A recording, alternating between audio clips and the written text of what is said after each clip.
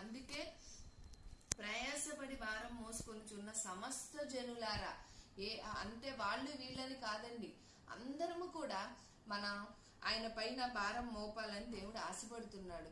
పాత నిబంధనలో కూడా నీ పన్నుల భారం యెహోవా మీద మోపుము అన్నాడు కదండి, సామెతల గ్రంథం 16:3 నూతన నిబంధనలో కూడా ప్రభువైన యేసుక్రీస్తు వారు కూడా మన పన్నుల భారం అంతా ఆయనపై మోపమంటున్నాడు. అంతే కదండి. మనం గనక అది ఎలాగా మనం ప్రార్థించి దేవా నాకు ఈ సమస్య ఇలా ఉంది, నా బిడ్డల్లో మార్పును చూడాలి, నా కుటుంబంలో మార్పును చూడాలి, నా వ్యాపారంలో మార్పును చూడాలి, ఎప్పుడు ఇలాగే ఉంటే నా వల్ల కావట్లేదు ప్రభా, ఈ భారం అంతా నువ్వు తీసివేయవా అని చెప్పి మనం అడిగినట్లయితే దేవుడు తప్పకుండా సాయం చేస్తాడండి. ఏమండి, మనమే మన తోటి వారి పట్ల అడగకుండానే వాళ్ళ బరువు మనం తీసుకున్నప్పుడు వాళ్ళు ఎంత హ్యాపీగా ఫీల్ అవుతున్నారు. అదే విధంగా మన పరమ తండ్రి మనం గనక దేవా నాకు